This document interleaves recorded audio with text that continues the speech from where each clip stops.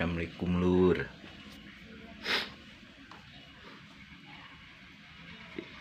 Ini mah mau kasih saran atau ngasih tahu sama yang lainnya buat para pengguna KUR atau pengajuan KUR, mau di bank apapun ya, otomatis kalau aku sih di BRI ya. Cuman gini, tahun kemarin aku pengajuan. Nah, cuman yang aku perhatiin itu kan setiap nasabah itu berhak pengajuan dan prosesnya untuk segala kebutuhan dan kriteria dari si nasabah ini tercukupilah, terpenuhi, baru bisa golkan itu, bisa diproses dengan beberapa syarat. Nah, saya kebetulan waktu itu butuh nih buat usaha gitu, tadinya buat ya namanya orang susah tapi punya niat ikhtiar dagang atau buka usaha apalah gitu. Ada pengajuan dari KUR nih. Nah, ini untuk yang lainnya takutnya nasibnya sama seperti saya nih. Namanya orang butuh, apapun kita bisa lakukan. Nah, satu kendalanya kayak gini nih. Kenapa istilahnya banyak orang-orang seperti saya mungkin kemarin-kemarin karena kan data pribadi bisa masuk, bisa diproses, tapi dengan ada syaratnya. Syaratnya apa tuh? Kita udah mengajukan KUR dengan syarat-syarat tertentu, bisa digolkan dengan atas nama syarat yang diajukan oleh pihak yang ada di orang-orang di balik BRI ini, yang untuk orang yang istilahnya apa tuh, yang menengok alamat gitu, menelusuri alamatnya, yang apalah itu teh namanya teh, ya orang yang ngontrol tuh, yang ngontrol bener enggak nih usaha apa enggak gitu. Itu sebenarnya permainan belaka gitu ya. Jadi ada atas nama, bisa dibantu, bisa ngebantu, tapi syaratnya itu. Nah, saya pribadi ini,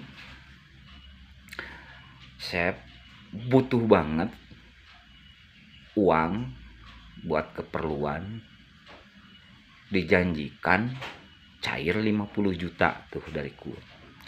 Tapi yang saya dapatkan dengan embel-embel itu, dengan perjanjian bisa cair 50 juta itu, saya mah cuman yang punya data pribadi saya, yang masuk datanya nih, data milik saya pribadi itu cair 50 juta, saya mah cuman dikasih 5 juta.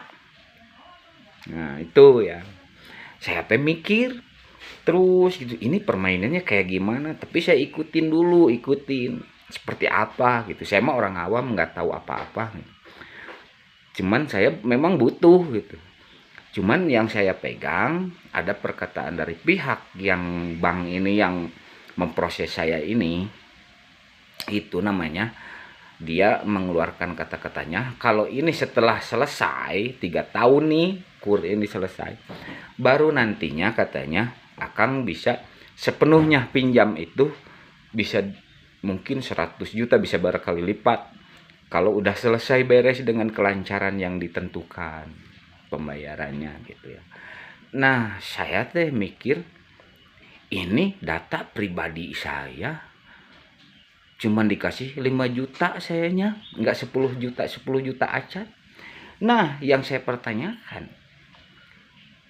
sisa 40 juta itu kemana? Bari saya mah 5 juta juga potong admin, ini itu keterima cuma 4 juta.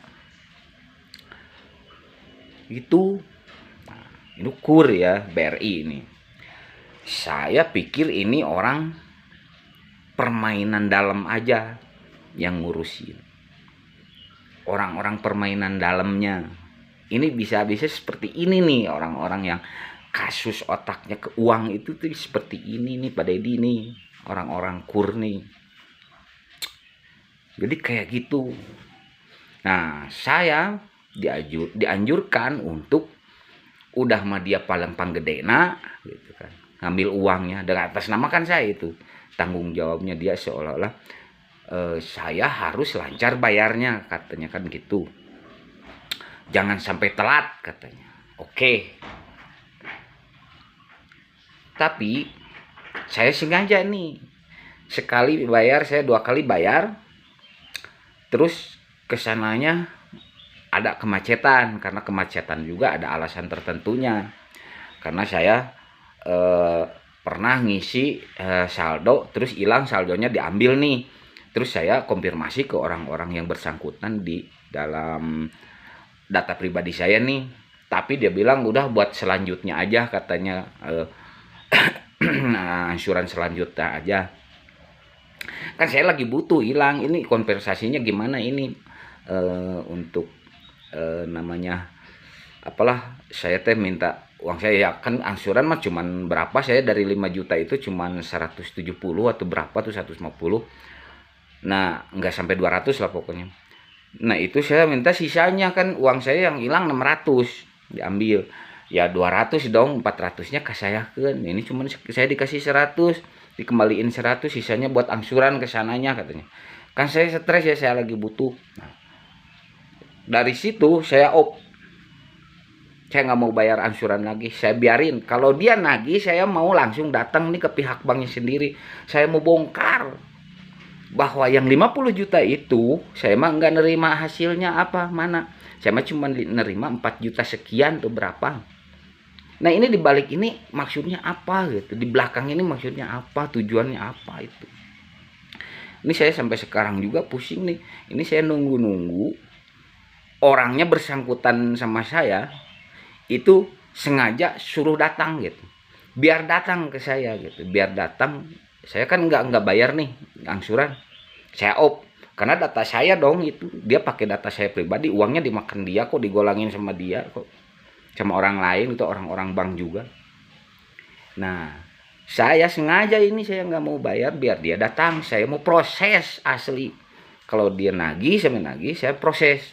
Kebetulan saya juga ya dikasih tahu sama orang-orang banknya juga, jangan sampai bayar katanya, jangan sampai bayar. Kalau misalkan dia nagih kayak misalkan ngotot, kamu langsung aja ke banknya proses, nanti dia kena sendiri gitu. Jadi pembodohan publik, pembodohan nasabah, penipuan itu termasuk memanfaatkan data pribadi nasabah.